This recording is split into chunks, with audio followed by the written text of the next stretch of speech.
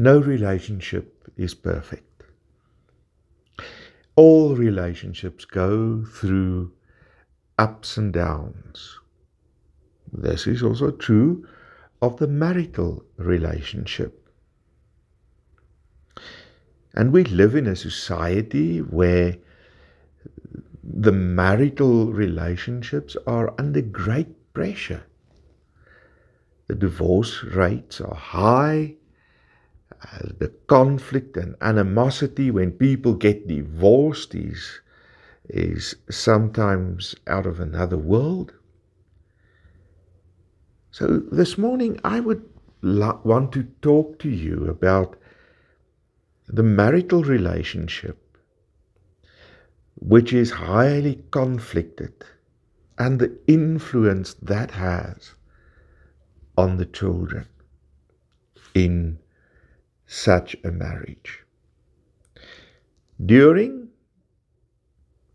the marital relationship and where the relationship has broken down, separation has taken place, or divorce has been conducted. I want to start with Whittle and Whittle's quote about conflict. They say it is a fact that it is not divorce or separation in themselves which causes the greatest amount of harm to children. It is the levels of conflict that those children experience between their parents. And that is, in a sense, what we are going to talk about today. Whether you are still married and there is a lot of conflict in your marriage and you trying to see it through in some kind of way, or whether you are in the process of divorce or getting or already divorced and there is still high levels of conflict, I would like to introduce you to what happens to children in such circumstances. Conflict has a profound influence on our children, especially where parents are in conflict with each other. It leads to many negative behaviors within children. For instance, in a household where the conflict is high, or in a divorce, after divorce, where the parents are still in high conflict with each other, it leads to many negative behaviors in our children. They may experience outbursts of aggression towards people, or even towards their parents. It can lead to bullying. Young children at school-going age don't always know how to deal with their emotions, and they play out their emotions in the behaviors of aggression and bullying. They're trying to take back some power that they feel they've lost within their homes. It can lead to substance abuse, poor future relationships, because they don't have something to fall back on, an example that helps them to deal with their own insecurities and conflicts when they, again, form relationships with others. It can lead to depression and anxiety with our children. We often see that they withdraw emotionally from either or both parents. They try to They will even emotionally withdraw from friends and become a loner within their peer group. They sometimes try to play the mediator between the parents, try to help the parents come to some kind of amicable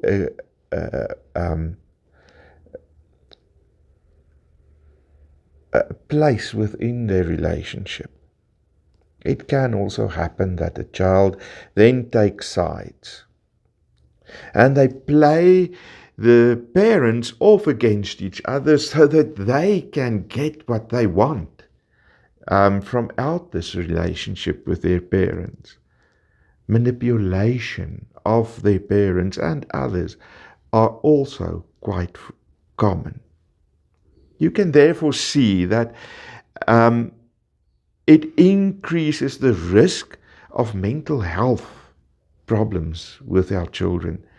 It leads to social dysfunction, academic poor results, emotionally insecure, a sense that there is no security or safety for them in life. Frequent and intense and poorly resolved conflict between parents therefore risk the mental health, the behavioral and social, academic and emotional well-being of our parents, of our children. Parental conflict that specifically focuses on the issues related to the children are of the most harmful to our children, because that leads them to believe that they the problem. It is their fault that their parents don't get along and can't find a solution to their disputes and conflicts. And they start blaming themselves. Then it can also lead again to a lot of emotional and psychological problems for our children. Parental separation or divorce initially leads to an increase in parental conflict and anger. And that needs to be well managed so that after the divorce, those tensions can subside and there can come some kind of normality again in terms of the relationship with each other, especially where there are children involved. The types of post-separation conflict that has the most harmful effects on children is that which occurs when parents use children to express their anger. The children are more likely to be angry and stressed out and depressed and anxious and have poorer relationships with their parents and other people. After divorce, parents may use their children in ways that makes helps the tensions to rise and the conflicts to carry on. We see that this often, that one parent asks the child to carry hostile messages to the other one. Child becomes the go-between between the parents that have bad communication and high conflict in their relationship.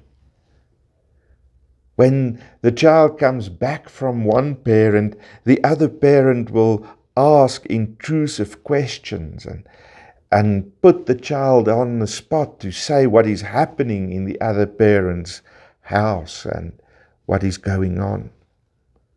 By putting down the other parent in front of the child or in a conversation with the child is unacceptable This places your child at risk, the risks we have already spoken about.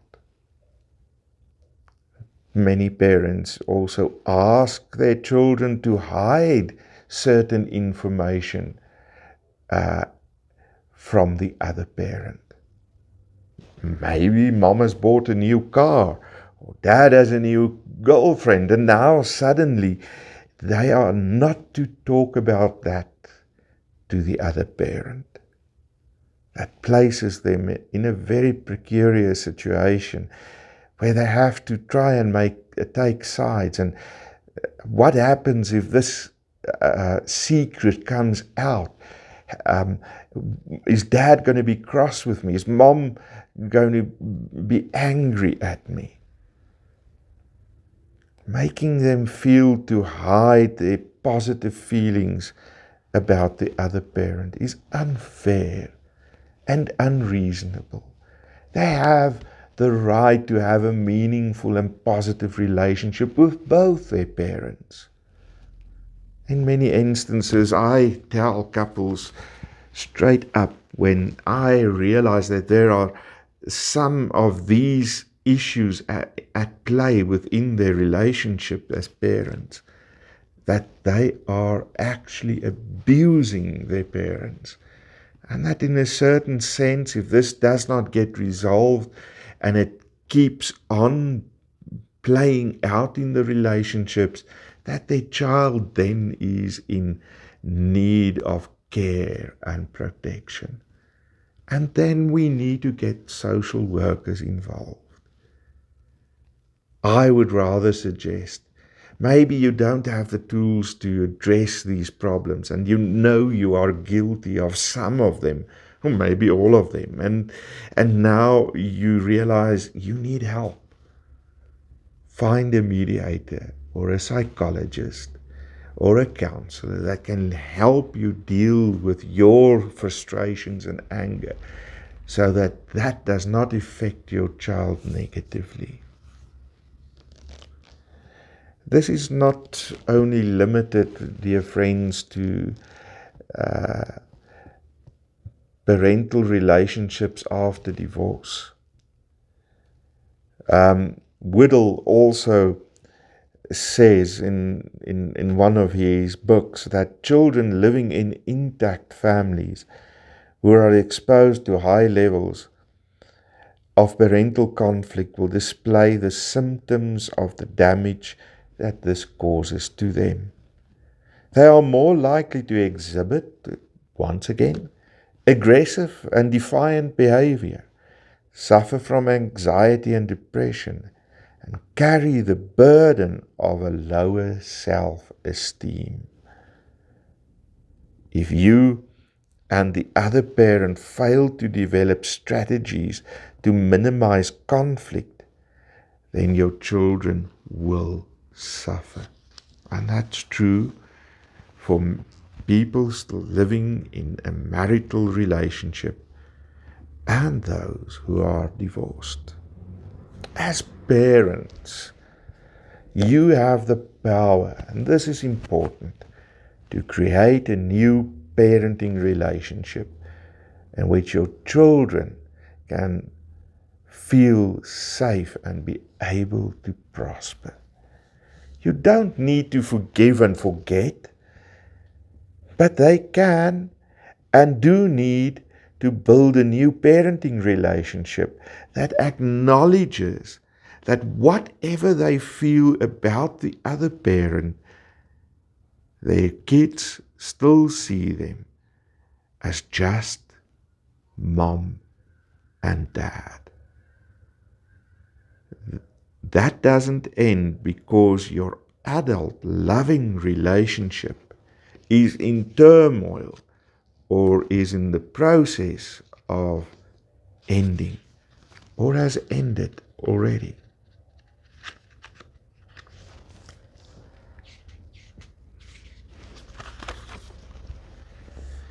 Your conflict leaves your children frightened and insecure, and it imprisons you both in the past. Don't keep on picking up the baggage of yesterday. Leave the baggage, the garbage of yesterday behind. Don't use your children to punish the other parent. That's unfair towards your children. And as I just now said, it is abuse. And if you need help, go get it. Don't wait. Don't postpone. You realize after this video that you are in desperate need. You are more than welcome to contact me. I'll leave my contact details in the description below. And we can I can see if I can help you in some way or form for the sake of your children and your happiness as well. Thank you for listening. Thank you for joining us this morning. I hope this video really finds you well. If so, please press the like button and subscribe to my channel. And if you are in a position that you would like to make a contribution to my channel and the work that I do, and to secure follow-up videos on topics like these and others, I will leave my banking details, and you're more than welcome to make a donation. It will be highly appreciated. Thank you very much. Keep well. See you again. Goodbye.